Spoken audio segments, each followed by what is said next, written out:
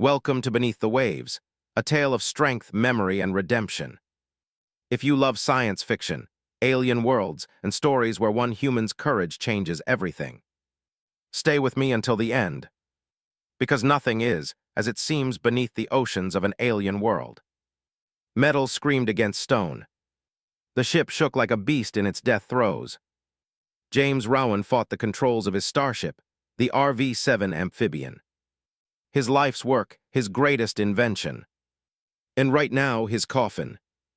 The storm hammered down. Waves towered like mountains, crashing against the hull. Lightning split the alien sky, blinding him in flashes of blue-white fire.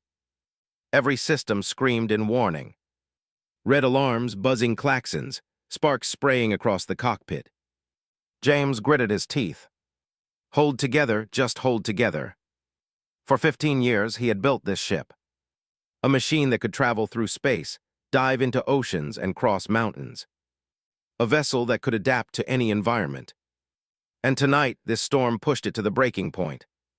Through the chaos, James pressed a button on his wrist console. Playback file Sarah 7.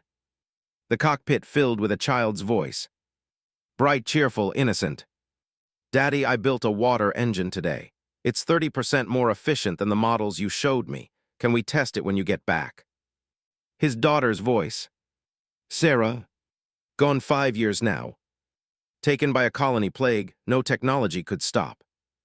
Her voice cut through the alarms, a lifeline in the storm. He closed his eyes for half a second. A mistake. Something massive loomed in the water ahead. Invisible to scanners. A jagged basalt spire. The RV-7 hit it head-on. The ship screamed. Metal tore like paper. Water exploded into the cockpit. James slammed forward into his restraints. Pain burst through his ribs. The ship tilted violently, nose plunging under the waves. Alarms howled, hull breach, catastrophic failure, evacuate immediately. He ripped free of his harness and stumbled to the storage compartment. Inside, 2 objects.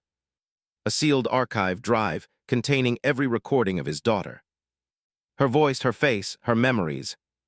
And a rusted toy rattle. Her first invention, made with her tiny hands.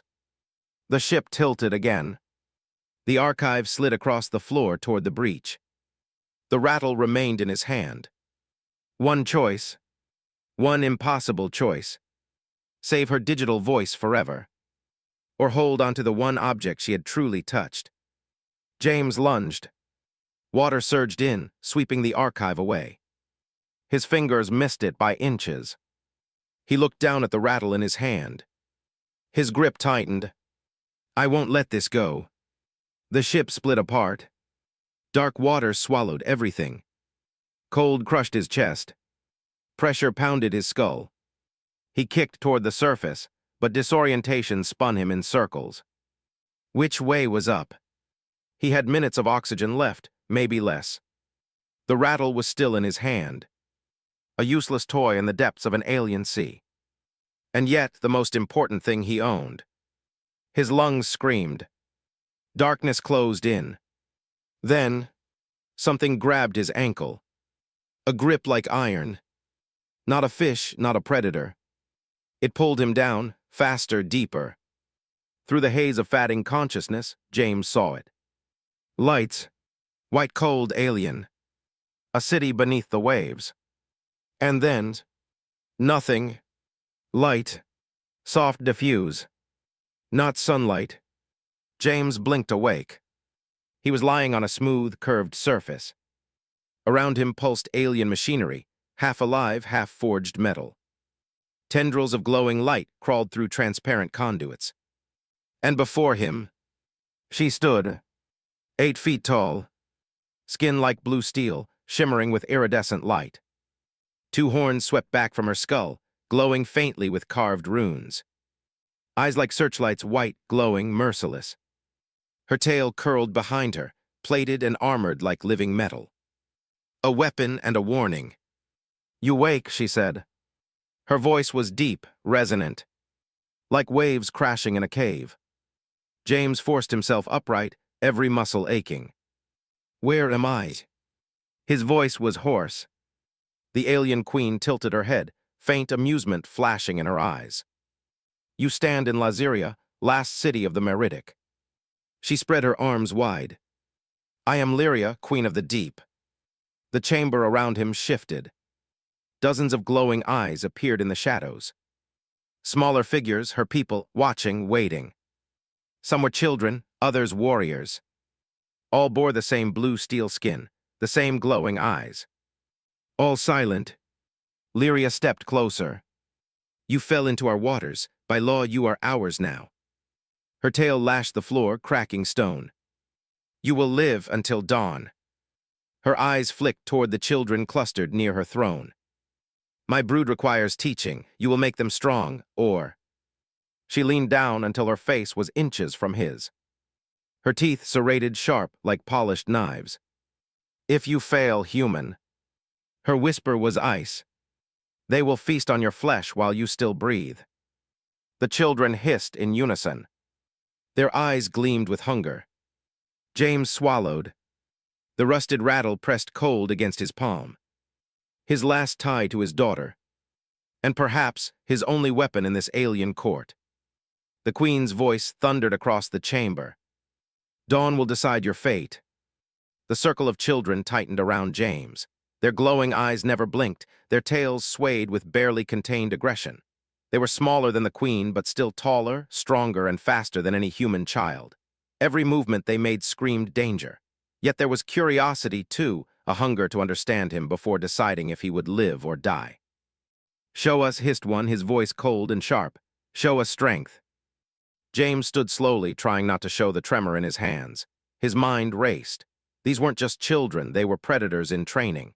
They had likely been raised to believe that violence was the only proof of worth. If he tried to fight them, they'd tear him apart. If he did nothing, they'd do the same.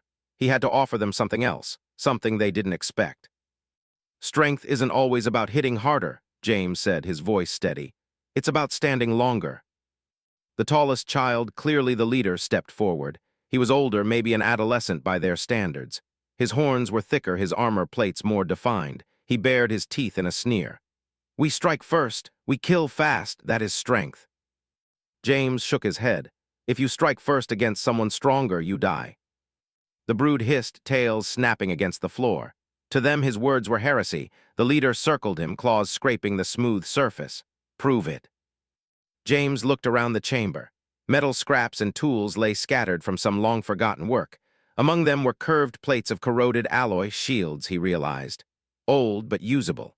He grabbed two and thrust them into the hands of the two smallest children. Hold these, he instructed. Stand together. They looked at each other, confused. James positioned them side by side, shields overlapping. When the blow comes, you hold, not for yourself, for each other. The leader laughed, a harsh, metallic sound. Cowards hide behind walls. Cowards charge blindly and die, James countered. The brood hissed again, but the lesson had begun. He guided them into pairs, showing them how to cover each other, how to brace and absorb impact. They were clumsy at first, mocking the exercise, but he ignored their jeers. Over and over, he repeated the same mantra. Defense before attack, strength is endurance. Hours passed, muscles burned, tails lashed in frustration. Slowly, grudgingly, they began to understand. They moved as units, shields locking into crude formations. Even the leader, though scornful, watched with interest he tried to hide. Then, without warning, he lunged. His tail whipped toward a smaller boy, Sark, who wasn't ready. James moved without thinking. He threw himself between them, the blow smashing into his shoulder. Bone cracked. Pain exploded through his arm. He collapsed to one knee, gasping. The chamber fell silent. The children stared, stunned. No one had ever stepped into harm's way for one of them before. Why, the leader demanded, why protect the weak one? James struggled to his feet, clutching his injured arm. Because that's what strength is, protecting those who need it. The brood erupted into harsh, metallic laughter. Surface soft, they chanted. Surface weak. From above, the queen's voice echoed through the chamber. Continue. They did. James fought through the pain, teaching, demonstrating, pushing them harder. Slowly, something shifted. Sark and a girl named Nara began to show genuine interest. Their movements grew sharper, more disciplined. They were learning. But then Sark stumbled during a maneuver, falling hard and cracking his horn on the floor. The brood hissed, and the mocking chant rose again. Cull the weak. James knelt beside the boy, shielding him from the jeers. Sark's eyes were wide with pain and fear, a look James had seen before. His hand moved to his pocket, pulling out the rusted rattle. "Hold this," he said softly, pressing it into Sark's hand. "Strength begins with guarding what can break." Sark stared at the toy, confused but touched. He stood, clutching it tightly, and returned to the drill. This time he didn't falter. The chamber changed, the laughter died, the jeers stopped. Hundreds of glowing eyes locked onto the rattle. Even the queen above had gone perfectly still. They trained for hours more. When at last James called a halt, the brood was exhausted but changed. Some still glared at him with hatred. Others looked at him with something else, curiosity, maybe even respect. Nara approached with a tray of strange, glowing fruit. "You bleed for Sark," she said simply. "Eat." James accepted the offering. The fruit tasted like sweet salt and metal, and strength returned to his body. Sark approached next, still holding the rattle. "Does it hurt?" he asked, nodding to James's arm. "Yes," James said honestly, "but it will heal." "Why did you take the strike?" "Because that's what we do for our young," James replied. "We protect them." "Even the weak?" another child asked. "Especially them," James said. "The strong can protect themselves." The children exchanged uncertain glances. Their tails twitched. Their world had always told them the weak deserved to die. This human spoke of something else entirely. The queen descended from her balcony, her enormous form casting a shadow over them. "Why keep this rust?" she asked, gesturing to the rattle. "Because memory matters," James said. "Connection matters. My daughter touched this. It's all I have left of her." "Memory is weakness," the queen said. "Is it?" James gestured around. "Your people built this city. They're gone, but you live in what they made. That's memory." The queen's tail twitched. Something flickered in her gaze, doubt maybe. But before she could answer, a deep, resonant boom shook the chamber. The ground trembled. Red lights flared. Sirens wailed through the halls. "What is that?" James shouted over the noise. The queen's eyes narrowed. Dawn approaches with violence. A second explosion rocked the dome. Water began to pour from hairline cracks in the coral glass. Meridic warriors rushed past with weapons drawn. "Raiders," one hissed. "Surface raiders, they've breached the perimeter." James's heart stopped. Raiders, human mercenaries, the same ones who had hunted him across the stars. They had followed his crash trail, and now they were here. The queen turned to him, her expression unreadable. "They come for your technology. They will kill us all to take it." James understood. This was no longer just about his survival. The children he had trained, the brood he had begun to reach, their lives were now in danger because of him.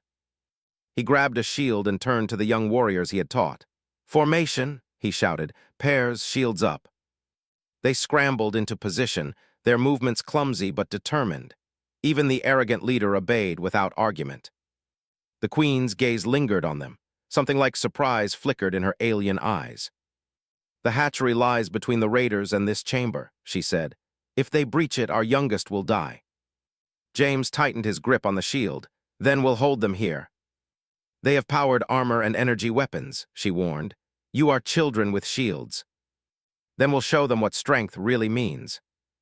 The queen stared at him for a long moment, then nodded once. "Hold the southern passage," she said. "And human," her voice lowered to a growl, "if you run, I will find you before they do." James looked at the brood, terrified, untested, but ready. "This is real now," he told them. "Everything we practiced, it matters, not for pride, for life." "For life," Sark whispered, clutching the rusted rattle. "For life," Nara echoed. The phrase spread through the group like fire. Even the leader muttered it under his breath. The walls shuddered as another explosion thundered closer. The sound of bootsteps and human voices echoed through the tunnels. James raised his shield. "Move out." They advanced into the crimson-lit corridors, shields locked together, heading straight toward the fight. The next few minutes would decide everything. Their survival, their future, and whether strength would be defined by claws and hunger, or by sacrifice and heart. And deep beneath the alien waves, where no human had ever stood before, the battle for redemption was about to begin. The corridor trembled with every distant blast. Red light pulsed across the walls, casting long, distorted shadows that made the brood look like an army of ghosts. The children's tails flicked nervously. Their glowing eyes darted from shadow to shadow as they advanced. None of them had ever fought a real enemy before. None of them had ever faced death. James walked just behind the shield wall, watching their formation, calling out adjustments when gaps appeared. Tighter, shields overlapping, eyes forward. His voice was steady, calm, even though his heart hammered like a war drum. He needed them focused.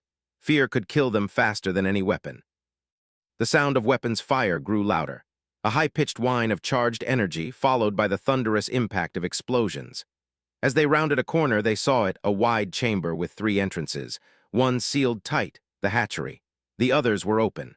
From the southern tunnel came shouts in human voices and the heavy thud of metal boots. There, James said, pointing. They'll come through that corridor, form a semicircle, brace your shields. The brood scrambled into position. Shields locked together, tails anchoring them to the slick floor. They were trembling, but they held the line.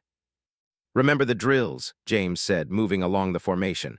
You're not alone, you fight together. One falls, the next steps up. The first raider appeared, then another, then a third, all human, all wearing heavy exosuits, armor that turned them into walking tanks. Hydraulic limbs hissed with each step. Energy rifles glowed with lethal power. Their helmets, shaped like insect heads, scanned the room with red sensor lights. The lead raider stopped when he saw the formation of alien children and James standing behind them. A metallic laugh echoed from his helmet speaker. "Rowan," he said, his voice distorted. "So this is where you've been hiding." James's stomach turned. He knew that voice. Helios Extraction Corps, corporate mercenaries who hunted down advanced tech for profit. They had chased him across 5-star systems. Now they had found him. "Hand over the navigation core," the raider demanded. "Do that, and maybe these fish kids live." "The ship's gone," James shouted back. "There's nothing left." "Liar," the raider raised his weapon. "Our scanners show the core's still active. Give it to us, or we'll take it from your corpse." The rifle hummed and then screamed. A blast of blue energy slammed into the shield wall. Metal rang like a bell. The children staggered but held. "Hold steady," James yelled. "Brace and rotate." They shifted formation just like he had taught them. The front line fell back, the second stepped forward with fresh shields. The raiders hesitated, surprised by the organized movement. "Flank them," the leader ordered. One of the soldiers broke off, trying to circle around. "Krell," James shouted. "Extend left, block them." The tall, arrogant child obeyed without hesitation. He and 3 others shifted, forming a barrier that cut off the flanking maneuver. Another blast struck their shields, but they held firm. The battle turned into a deadly rhythm. Energy blasts hammered the shield wall. The children rotated, adjusted, countered. Each time they held, each time they grew more confident. But James could see the cost. Their arms shook from the impacts. The metal of the shields glowed red-hot. Some of the brood had burned marks on their hands where the heat bled through. They were getting tired, too tired. "They're weakening," the raider commander shouted. "One more push." The 3 mercenaries advanced together, focusing fire on a single point. The shields there blazed white-hot, the metal softening, edges starting to melt. "Sark Nara, fall back," James yelled. "Second line reinforce." But there was no second line left. Everyone was in the front. The formation was stretched too thin. The shields cracked, Sark stumbled, a gap opened. A raider surged forward, energy blade snapping out from his gauntlet. The weapon hissed as it sliced through the air toward Nara's exposed side. A blur moved before James could react. Vern, the smallest of the brood, threw himself in front of Nara. The blade cut through his shield and into his shoulder. He screamed, blue bioluminescent blood spraying across the floor. "Vern," Sark cried, dropping beside his fallen friend. The formation faltered. Children broke ranks to protect Vern. The wall collapsed. "Reform," James shouted. "Shield wall, protect Vern." Some obeyed, others hesitated. The raiders saw their chance. One charged directly through the gap, blade raised high. James didn't think, he ran. He dove in front of Sark just as the blade swung down. The weapon slashed across his chest, ripping through fabric and flesh. Pain exploded through his body. Blood, red human blood, spilled onto the metal floor. The chamber froze. The children stared. Even the raiders hesitated. James swayed but didn't fall. He planted his feet and held the line. The lead raider stepped forward, weapon raised for a final shot. Then, enough. The word shook the chamber. Lyria stormed into the room, flanked by armored meritic warriors. Her tail lashed the floor, sending sparks flying. The raiders turned too slow. Lyria's people hit them like a tidal wave. Claws tore through metal, tails smashed armor. Energy weapons fired point-blank. The mercenaries never stood a chance. In minutes, it was over. James sank to his knees, vision blurring. The children rushed to his side. Sark pressed a trembling hand to the gash in his chest, trying to stop the bleeding. "Why?" he asked, voice shaking. "Why bleed for us?" James tried to speak, but coughed instead, blood flecking his lips. Nara knelt beside him, whispering, "He protected us, like he said we must protect each other." Krell stepped forward. His arrogance was gone. His voice was low, almost respectful. "The surface thing has strength," he admitted. "Not the strength of claw or tail, but strength still." From above, voices shouted. Warriors and elders filled the chamber. They pointed at James, at the blood pooling beneath him. "Weakness," one roared. "He falls while we stand, cull the weak." The chant grew, louder, more savage. "Cull, cull, cull." The crowd surged forward, drawn by bloodlust. Warriors drew curved blades, ceremonial weapons gleaming. The brood huddled around James, shields raised, but they were only children. They couldn't stop what was coming. "Move aside, whelp," an adult snarled at Krell. "This is not your choice." But Krell stood firm. "He is under royal protection." The mob ignored him.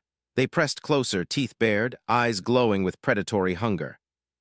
Lyria stepped forward, towering over them all. She reached down, and her hand closed not around James's throat, but around the rusted rattle lying beside him. She lifted it high, her voice booming through the chamber. "Silence." The mob froze. "Strength," she said, holding the rattle aloft, "is not hunger. It is not the first kill or the sharpest claw." Her voice thundered like the sea. "Strength is holding life in your hands and not letting it go." The crowd fell silent. Even the most bloodthirsty warriors bowed their heads. "The alien bleeds for our young," Lyria continued. "Not for glory, not for power, for life itself." She turned to James, kneeling beside him. Her voice dropped so only he could hear. "You chose the toy over your ship's core, substance over data. Why?" James coughed, his breath shallow. "Because some things can't be replaced." Lyria's eyes narrowed. Then she raised her voice again. "The ancient law of Lassyria is clear. Blood spilled in defense of the brood binds the defender to the brood forever." Gasps rippled through the crowd. Some shouted in protest. Others clicked their teeth in agreement, but Lyria silenced them with a glare. "I call tribunal," she declared. "At dawn, judgment will be decided." James's vision dimmed. The last thing he saw before darkness claimed him was Sark clutching the rattle to his chest, tears glowing softly in his luminous eyes. The battle was over, but his fate and the fate of everything beneath the waves had only just begun. James woke to a soft glow against his eyelids, warm, golden light, not the harsh red of emergency alarms. His body ached as if every muscle had been torn apart and stitched back together. When he tried to move, a gentle pressure held him still. He opened his eyes and saw that he was lying on a raised platform beneath a dome of translucent coral glass. Light filtered through the water above, scattering into shimmering patterns on the floor. He blinked, confused. The battle, the raiders, the wound. Had he died? No, he was alive somehow. Bioluminescent tendrils pulsed beneath transparent patches on his chest, knitting his flesh together. Alien medicine. They had saved him, or at least they were trying to. Hundreds of glowing eyes stared down from rising tiers that circled the chamber. Meritic of every size and age stood shoulder to shoulder, silent, watching. Their expressions were unreadable: anger, curiosity, hatred, awe, maybe all of them at once. At the center of the room, on a high dais, stood Lyria. She wore formal armor now, a ceremonial shell that accentuated the sweep of her horns and the deadly grace of her tail. Bioluminescent patterns glowed along the plates, shifting like constellations. At her feet knelt the brood, all 12. Even Vern, his injured arm bound in shimmering bandages. "The alien wakes," Lyria announced. Her voice filled the vast space. "The tribunal may begin." A hush fell over the chamber. An elder stepped forward, ancient even by meritic standards, his horns scarred, his tail dragging from some old wound. His voice was deep, trembling with the weight of centuries. "The law is absolute," he intoned. "No surface dweller may join the brood. His interference was not requested. His blood taints our waters." A ripple of agreement swept through the crowd. "Cast him out," someone shouted. "Feed him to the depths," cried another. But then a new voice rose, strong and clear. A female meritic, her horns etched with intricate stripes of rank. "The law is wisdom," she said. "But wisdom evolves. The alien taught the brood tactics that saved the hatchery. Without him, our young would be dead." This sparked debate. Voices clashed. Some shouted for mercy. Others howled for blood. The chamber trembled with the sound of clashing ideologies. "He brought the raiders here," a warrior roared. "His presence endangers us all." "Cull the weak," came the answering chant. "Honor the blood debt," shouted others. "Cull honors." The chamber erupted into chaos. The crowd surged. Weapons appeared, ceremonial blades, sparking energy staffs. The tribunal was dissolving into a riot. "Enough," Lyria's voice thundered, but even she struggled to be heard. The mob pressed closer to the platform where James stood, their eyes glowing with fury. Some tried to climb up, others formed protective circles around him. The chamber was moments away from bloodshed. Finally, the elder raised his hand for silence. It took several attempts before the noise subsided. "The final word," he said, "belongs to the Queen. What say you, Lyria of the Deep?" Every eye turned to her. Lyria rose from her throne with slow, deliberate grace. "The law speaks of blood and brood," she said, "of strength and survival, of culling the weak and elevating the strong." Her tail coiled, uncoiled. But what is strength? What is weakness? She descended from the dais, step by step, the chamber silent now except for the echo of her voice. "These are the questions the alien forced us to face." She stopped before James. "He came with rust," she said, nodding to Sark, who held up the battered rattle. "A worthless toy from a dead world, yet he chose it over technology that could make him powerful." Murmurs spread through the crowd. Many had not known this. "He taught our children to shield one another when we have always taught them to strike first. We called it weakness." Her glowing gaze swept the room. "Yet those tactics saved the hatchery when direct assault failed." She stepped closer, towering over James. "Look at him. No claws, no tail, no armor. By all our measures, the weakest creature here. Yet he placed himself between a raider's blade and a child not his own." The room was utterly still. "What is strength?" Lyria asked again, her voice low, resonant. "What is weakness?" From within her armor, she drew two objects, the rusted rattle and a medallion wrought from blue steel, glowing with ancient light. "This," she said, raising the medallion, "is the royal amulet passed from queen to heir since Lassiria's founding. It carries the wisdom and memory of every ruler." She raised the rattle in her other hand. "This is rust, forgotten and worthless, yet both hold memory. Both connect us to what came before and what might come after." The crowd held its breath. Before all assembled, Lyria lifted her voice. "I raise both my royal amulet and this alien toy. He came with rust. He leaves my brood alive." Gasps echoed through the chamber. Shock, outrage, silence. "Mock him again," she warned, "and you mock your queen." Then, to everyone's astonishment, she placed both objects in James's hand, the amulet and the rattle, side by side. "He sank for rust," she declared, her voice carrying through every corner of the chamber. "He surfaces, father of my heirs." The silence that followed was absolute. Then slowly Sark rose. He approached James, holding his shield against his chest. Then he knelt. "Father," he said. The word was clumsy, foreign on his tongue, but powerful. One by one the others followed. Nera, Vern, Krell, all 12. They knelt before James, shields held tight, tails coiled like banners. It was not submission, it was acceptance. James's breath caught. The weight of the amulet and the rattle pressed into his palm, one symbolizing power, the other love.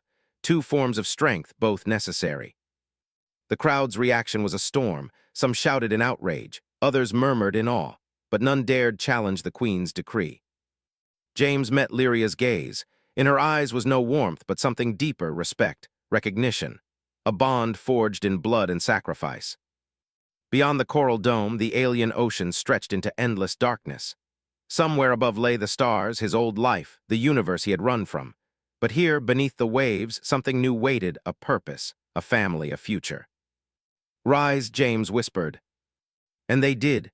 12 pairs of glowing eyes looked up at him, some filled with awe, some with doubt, but all with a spark of something new. Even Krell's proud posture had softened. Lyria's mouth curved in what might almost have been a smile. "Dawn has broken," she said. "The test is passed." Her tail swept the floor with a hiss of finality. "Let the teaching truly begin." But far beyond the dome, deep in the black waters of the alien sea, something stirred, something vast, ancient, and awake. The peace they had fought for was about to face its greatest challenge yet. The days that followed were unlike anything James Rowan had ever known. Once he'd been a fugitive, a lone man running from powerful enemies and his own ghosts. Now, beneath the alien waves, he was something else entirely, father of the brood. A title that still felt foreign on his tongue, but one that came with responsibility he could not turn away from. The meridic city of Lassyria buzzed with change. Everywhere James walked, glowing eyes followed. Some watched with curiosity, others with cold hatred, and some with the faintest glimmer of respect. The Queen's decree had saved his life, but it had also split her people in two. Some saw him as a teacher, a bringer of new strength. Others saw him as a contaminant, a weakling who had poisoned their ways. And among those whispering in the shadows, one name was spoken again and again. Zareth, a high commander of the meridic warrior caste, ancient, battle-hardened, and fiercely traditional. He had led hundreds of campaigns and believed deeply in the old ways, strength through dominance, survival through culling. And now, with the Queen embracing human ideals, Zareth's influence was waning. He would not let that stand. James knew none of this as he stood on the rusted training dock facing the brood. The 12 younglings had changed. They stood taller now, moved with purpose. Where once there had been mockery, now there was focus, though not without resistance. Krell still questioned every order. Vern still fought too recklessly, but they listened. "Shields up," James called. "Form the wall." The children snapped into position, shields overlapping in a curved formation. Not perfect, but close. "Good," James said, packing in front of them. "Remember, strength isn't about who hits hardest. It's about who's still standing when the dust clears, and the only way you stand is together." "Together," Sark repeated softly. Others echoed the word. They drilled for hours, formations, defensive rotations, rapid deployment from cover. James even taught them how to use the environment, how to angle their shields to deflect water currents, how to use stone pillars as choke points, how to force stronger enemies into narrow spaces. But his lessons weren't just about battle. He spoke of memory, of compassion, of why protecting the weak was strength, not weakness. Some listened intently, others resisted, but the seed was planted. Late that evening, as the brood dispersed, Sark lingered behind. The rattle, Sarah's rattle, hung from a cord around his neck. "Father," he said, hesitant, "the people, they whisper, they say Zareth will challenge the Queen, that he will challenge you." James knelt so their eyes met. "Let them whisper, we'll face what comes." But inside, he felt the first tremor of unease. That night, under the shifting light of Lassyria's bioluminescent towers, the Queen summoned him. She stood on a balcony that overlooked the great expanse of the undersea world. Far below, schools of lightfish drifted in endless spirals. Above, the faint shimmer of the surface was a distant dream. "You've stirred the deep, human," Lyria said without turning. "Zareth and his followers grow bold. They call you a corruptor. They say your brood is weak, unfit to inherit the deep." James joined her by the railing. "And what do you say?" Her eyes glowed faintly as she looked at him. "I say they fear change, and fear drives desperate choices." "What choices?" She turned fully now. "Zareth has invoked the trial of depths, an ancient law. It cannot be refused." The words sent a chill down James's spine. "What is it?" "A test," Lyria said, "of worth, of strength, of leadership." Her tail swept the floor. "You and the brood will descend into the abyss, a place no surface dweller has ever seen. You must survive 3 cycles and return. If you do, the brood's strength is proven, and the law binds even Zareth to accept you." "And if we fail?" James asked quietly. "Then your lives and the Queen's decree are forfeit." Silence stretched between them. Somewhere deep in the city, the mournful call of a leviathan echoed through the currents. James exhaled slowly. When? Dawn, Lyria said, prepare them. The next cycle began in darkness. The brood assembled in the docking chamber, armored and ready. Their shields gleamed in the pale blue light, and their tails coiled with restless energy. Are you afraid? James asked them. No, Krell lied. Yes, whispered Nara. Good, James said. Fear keeps you alive, but remember, we do this together. No one is left behind. The gates of the city opened, and the sea rushed in. Cold, heavy, endless, the abyss awaited. They descended into blackness. The city lights faded behind them until only the glow of their bioluminescent suits remained. Strange shapes drifted in the dark, immense silhouettes that moved with the slow grace of giants. Pressure built around them, crushing, suffocating. Even the meritic children struggled to swim straight. The darkness seemed alive, whispering, pulling, watching. They pressed on.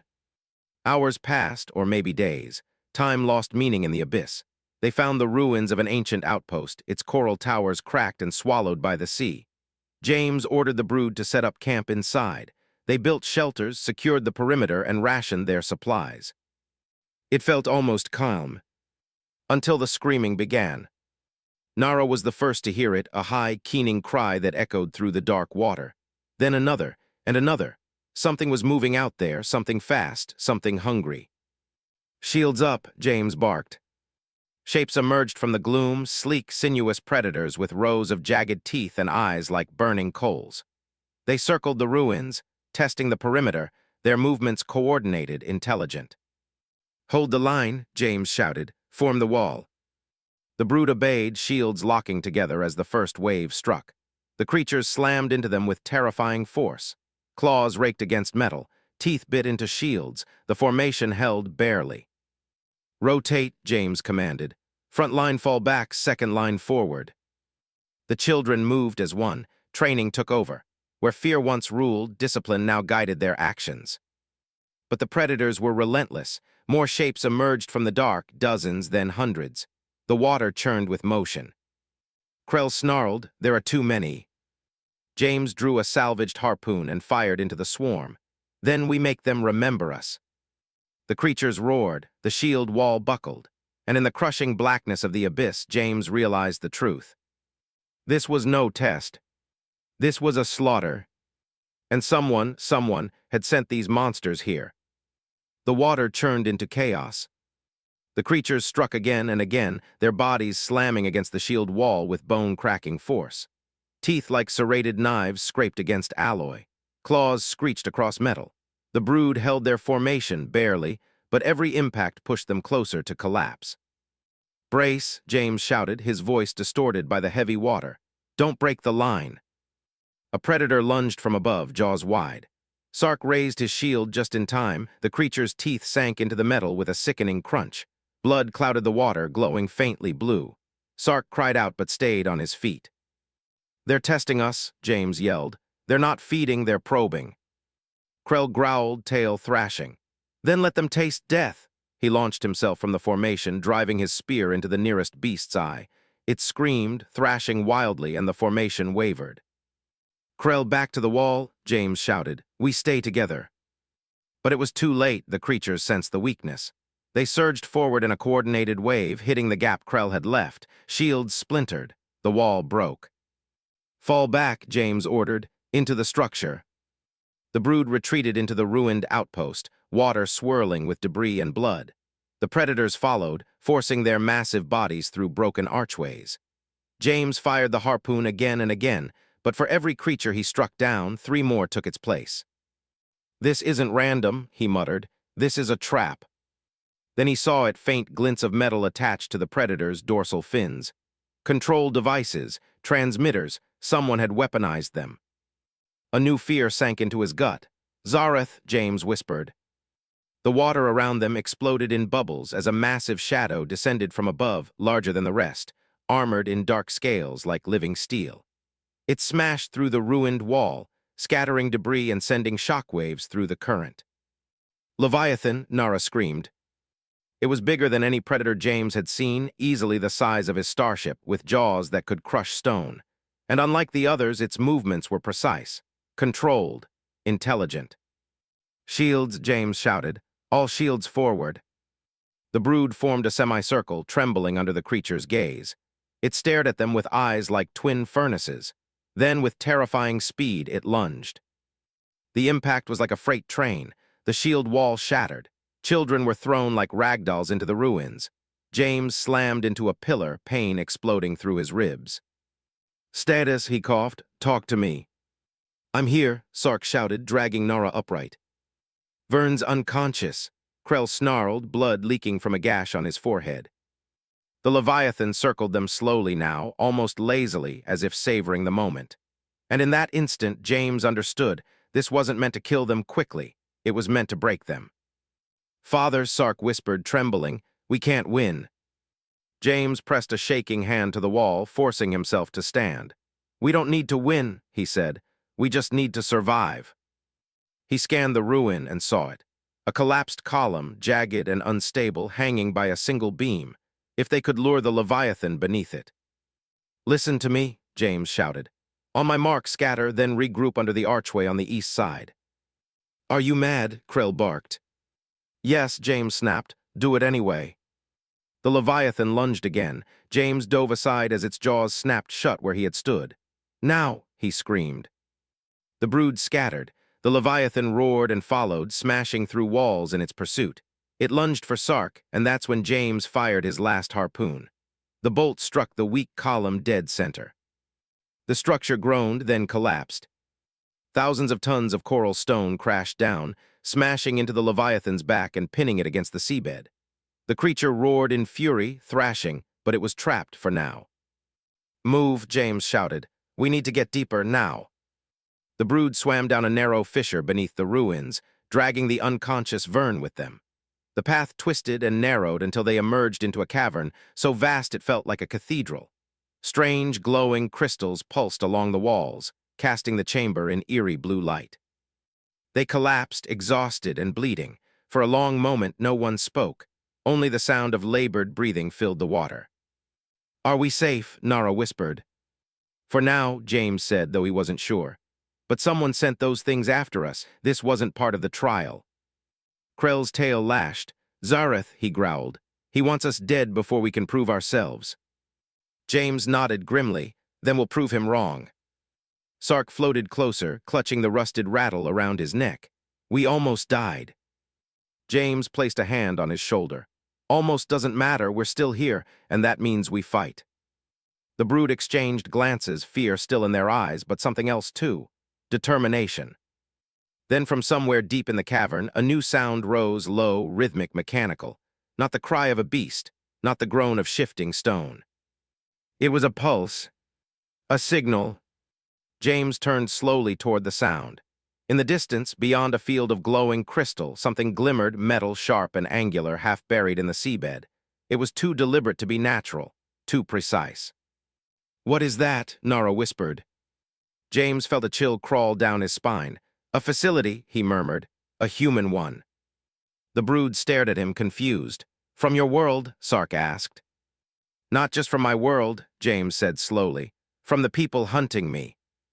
And as the signal pulsed again, faster now, as if it had detected them, James knew the truth. This trial was never about survival. It was about bait. And they had just walked into the trap. The pulsing signal grew louder, steadier, more insistent, like the heartbeat of something ancient and alive. James stared into the darkness of the cavern as the metallic structure resolved into view. It wasn't just debris. It was a base, human-made. A cylindrical tower of alloy and reinforced glass jutted from the seabed, its surface corroded but intact. Thruster ports were embedded along its sides, a drop station designed to land in deep-sea environments. And etched into the hull, faint but unmistakable under the glow of the alien crystals, was a sigil James had hoped never to see again. Helios Extraction Core. His blood ran cold. "They're here," he whispered. "They followed me." Krell's tail lashed in anger. "The same humans who attacked our city." "The same," James said grimly. "And if they've built a base down here, they're not just scavenging, they're hunting." Nara shivered. "Why here? Why the abyss?" James exhaled slowly, piecing it together. "Because this isn't just any part of the ocean. This place, it's rich. I'm talking about deep core resources, rare metals, organic fuel, everything a corporation like Helios would kill for. He looked up at the pulsating beacon. And now they think I'm their key to it. The brood shifted uneasily. Sark clutched the rusted rattle against his chest. Then we destroy them. James almost smiled. Spoken like a warrior, but this isn't a fight we can win with spears and shields.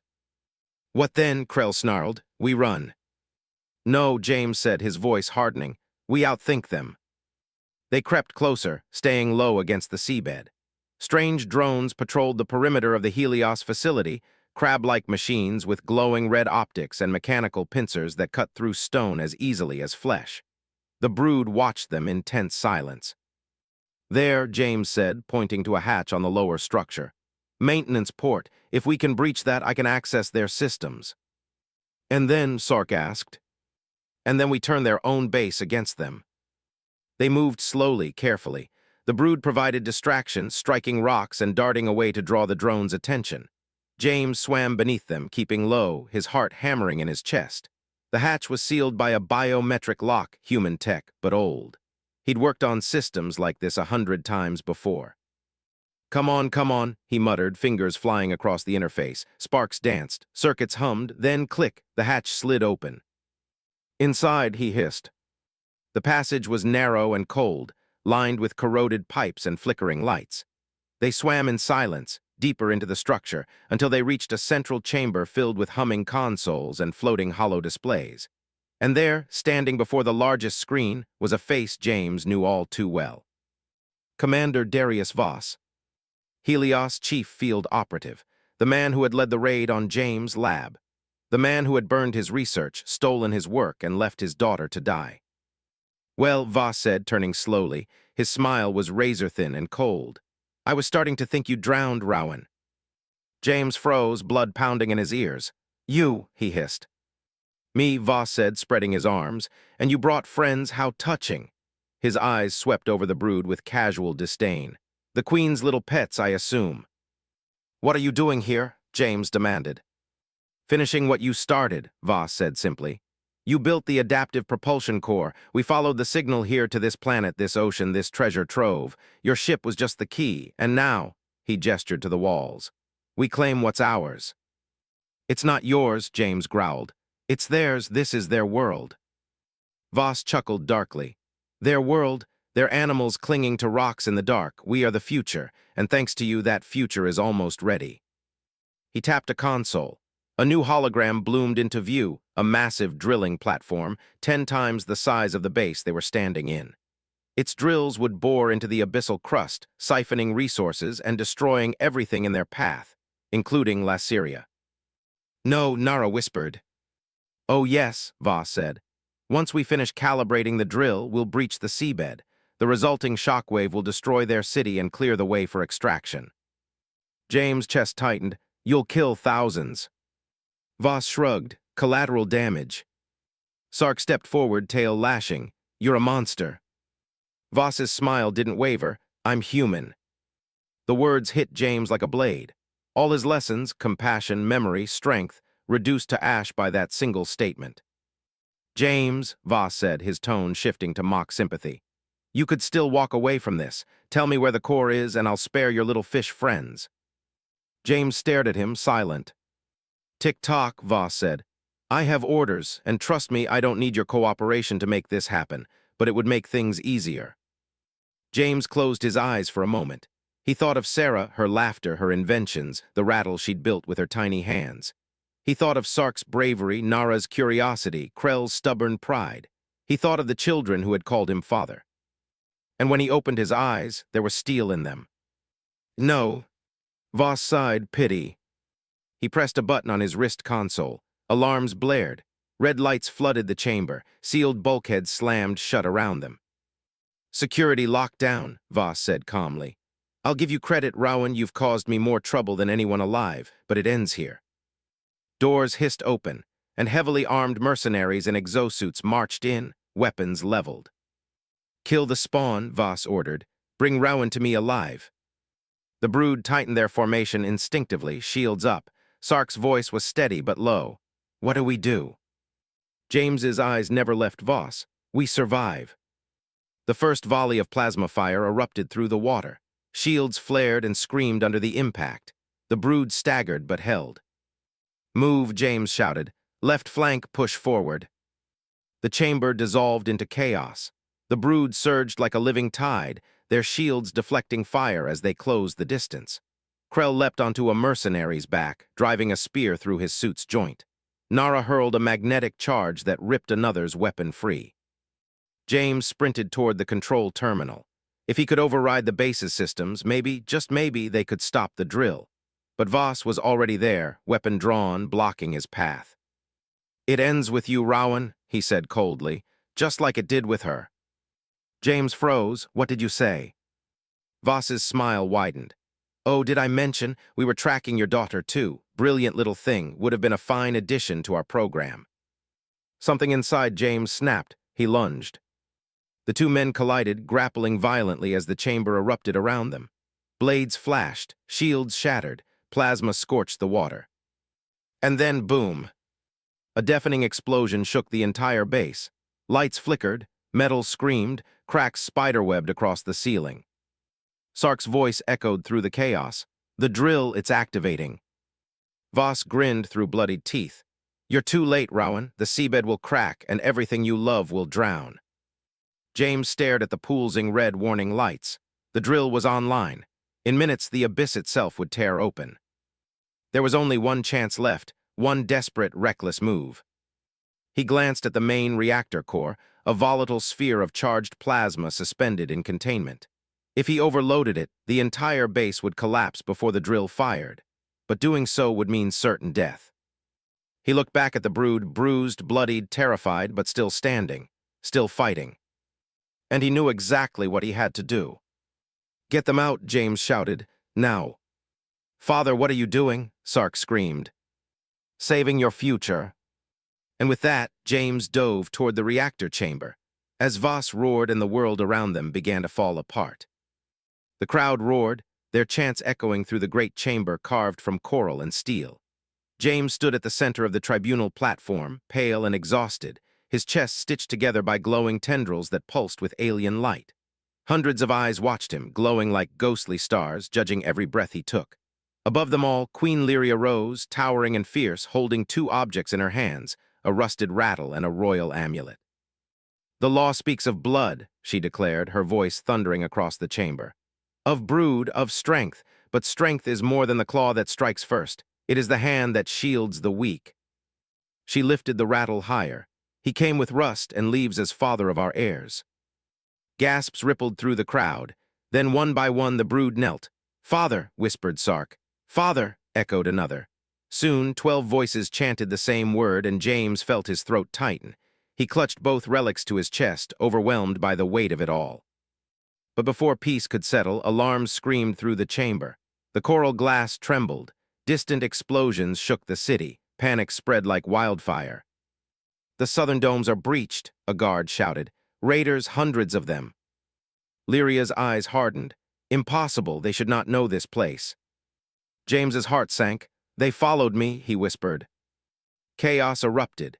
In the control chamber, glowing maps showed dozens of red markers closing in on the hatchery dome, the home of thousands of meridic infants. "Their main vessel is descending," an officer warned. "Orbital strike cannons online. We cannot hold them." "Then we fight," Lyria said, "until the deep swallows us." "No," James said. "If you fight them head-on, you'll lose everything, but maybe we don't have to." All eyes turned to him as he pointed to a massive structure deep beneath the city, the geothermal heart, the source of all their power. "If we reverse the flow through the conduits, we can flood the lower chambers with ionized water.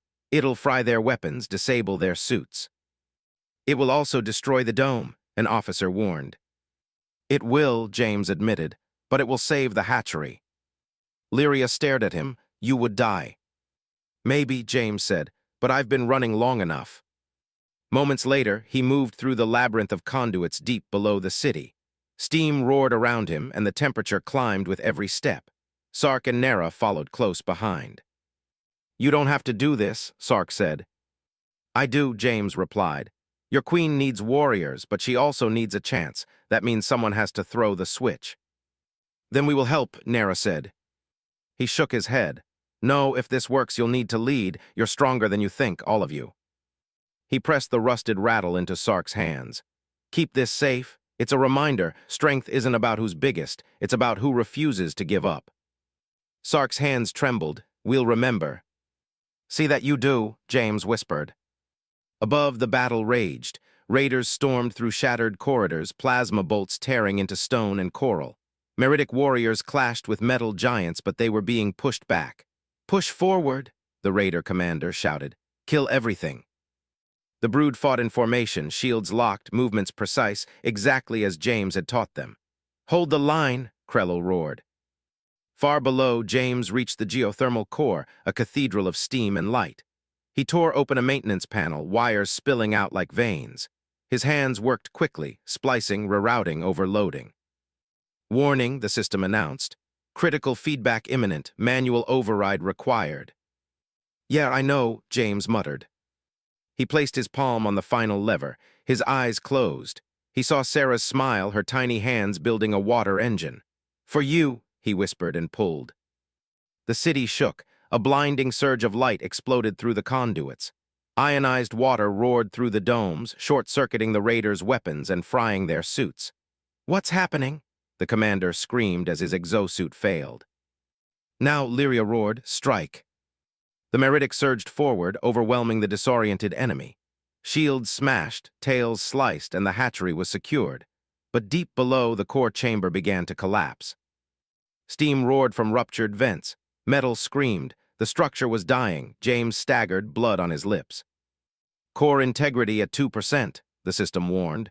Catastrophic failure imminent. He looked up through a narrow fissure above, a shaft of sunlight piercing the water.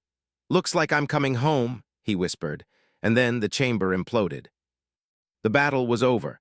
Silence fell over Lassyria. The city still stood scarred but alive. In the hatchery, the youngest Meridic slept peacefully. On a pedestal of coral glass, Sark placed the rusted rattle. He gave us strength, he said softly. He gave us memory, he gave us a future.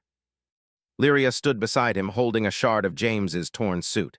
Humanity, she whispered, fragile, foolish, and yet unbreakable. She placed the shard beside the rattle.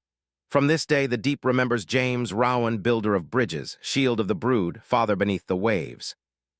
Years passed. Lassyria was reborn, stronger, brighter, shaped by new ideas. Humans and Meridic worked side by side. Children trained with shields, not just claws. Statues rose, one of a man holding a rusted rattle toward the sky. Beneath the endless tides in a city carved from coral and memory, one man's sacrifice changed two worlds forever. He proved that strength is not just the power to destroy, but the will to protect. The courage to remember, the heart to build. And so in the dark beneath the waves, humanity endured.